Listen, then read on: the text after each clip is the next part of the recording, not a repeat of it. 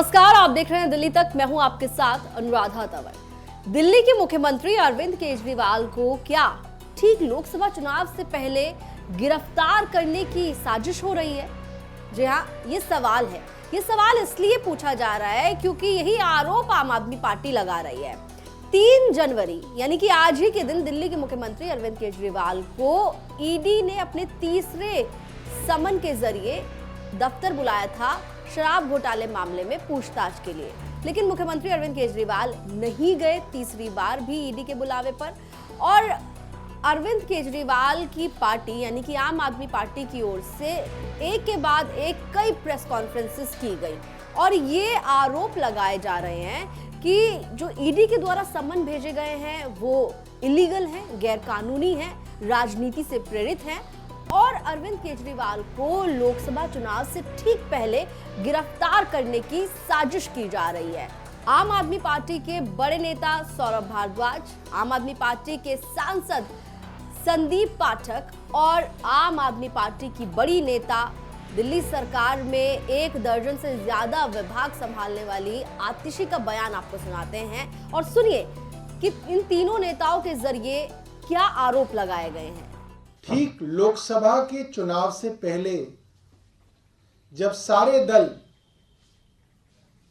और केंद्र सरकार खुद लोकसभा के चुनाव की तैयारी कर रही है, उन चुनावों की कैंपेन से पहले मुख्यमंत्री अरविंद केजरीवाल जी को गिरफ्तार करने की साजिश केंद्र सरकार कर रही है ताकि मुख्यमंत्री लोकसभा चुनाव की कैंपेन में ना जा पाए, उनको जेल में बंद कर दिया जाए। हम सब ये बात जानते हैं, पिछले 1.5 साल से इन्वेस्टिगेशन चल रही है, 1.5 साल हो गया है। जब चार्जशीट दायर हो चुकी है, चार्जशीट के बाद इस स्टेज पे अरविंद केजरीवाल जी को क्यों बुलाया जा रहा है? आपकी इन्वेस्टिगेशन तो 1.5 साल से चल रही है, आपको 1.5 साल बाद याद आया?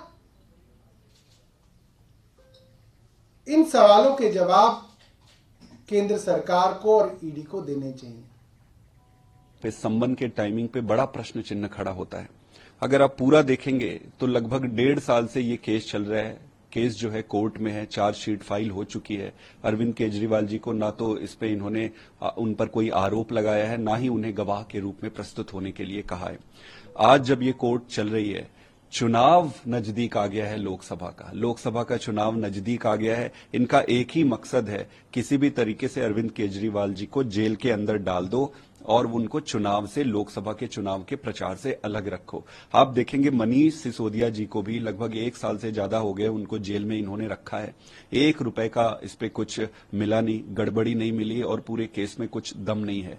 तो ये इनका एक राजनीतिक बदला लेने का तरीका है और एक राजनीतिक षड्यंत्र है और ये सम्मन उसी का एक हिस्सा है जो इन्होंने इतने दिन तक प्लान किया था लोकसभा चुनाव तक के लिए। ये जो अरविंद केजरीवाल जी को गिरफ्तार करने की साजिश है, ये सिर्फ और सिर्फ आने वाले लोकसभा चुनाव की वजह से है। लोकसभा चुनाव कुछ महीने में आने वाला है। सारे विपक्ष के दल इंडिया गठबंधन के तौर पे साथ आ रही हैं। भारतीय जनता पार्टी शासित केंद्र सरकार को चैलेंज कर रही है और आज भारतीय जनता पार्टी ईडी और सीबीआई को इस्तेमाल करके अपने विपक्षियों को खत्म करना चाहती है। तो सुना आपने, आम आदमी पार्टी के बड़े नेताओं की ओर से ये कहा जा रहा है कि ठीक लोकसभा चुनाव से पहले अरविंद केजरीवाल को गिरफ्तार करने की साजिश हो रही है। जी हां, और अरविंद केजरीवाल की ओर से ईडी को जवाब भी दिया गया है तीसरे समन पर और ये कहा गया है ईडी को कि पहले के जो 2 समन आपने भेजे थे, उन समन्स के कंसर्न में मैंने कुछ आपसे सवाल पूछे थे और उनका आपने मुझे जवाब नहीं दिया।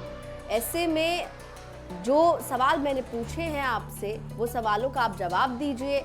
मैं फिलहाल कई कार्यक्रमों में बिजी हूँ। 26 जनवरी के जो तमाम कार्यक्रम होते हैं वो भी देख रहा हूँ। इसके अलावा उन्होंने कहा कि राज्यसभा चुनाव भी नज़दीक है, उसकी तैयारियों में भी लगा हूँ। तो मैं अभी तो फिलहाल काफी व्यस्त हूं, लेकिन अरविंद केजरीवाल की ओर से जो जवाब भेजा गया है ईडी को, उसमें उन्होंने एक बार फिर से ईडी के समन्स को लेकर सवाल खड़े किए हैं और ये भी कहा है आखिर में उन्होंने कि अगर आप कोई सवालों की फहरिस्त बनाई हुई है आपने, तो आप वो मुझे भेज सकते हैं, मैं उनके जवाब दूंगा। लेकिन जिस तरीके से आम आदमी पार्टी ये कह रही है, ये आरोप लगा रही है कि ठीक लोकसभा चुनाव से पहले अरविंद केजरीवाल को गिरफ्तार करने की साजिश हो रही है और उसी के मद्देनजर ये तमाम समन्स ईडी के द्वारा भेजे जा रहे हैं। उसके बाद आपको बता दें कि पलटवार भी हो रहा है, पलटवार बीजेपी की ओर से हो रहा है। बीजेपी की ओर से ये कहा जा रहा है कि अरविंद केजरीवाल ने आखिर कुछ नहीं किया है तो वो जांच से क्यों भाग रहे हैं। इस तरह के कई बयान बीजेपी की ओर से भी आ चुके हैं। लेकिन फिलहाल अब क्योंकि तीसरे समन के बाद भी अरविंद केजरीवाल नहीं गए ईडी दफ्तर में शराब घोटाले मामले में पूछताछ के लिए, तो अब यही देखना है कि आने वाले समय में इस मामले में, शराब घोटाले मामले में अरविंद केजरीवाल को क्या और कोई समन ईडी के द्वारा भेजा जाएगा या ईडी आने वाले समय में क्या करेगी और उसके बाद अरविंद केजरीवाल की ओर से क्या जवाब दिया जाएगा। दिल्ली से जुड़ी हुई तमाम खबरों के लिए आप देखते रहिए दिल्ली तक।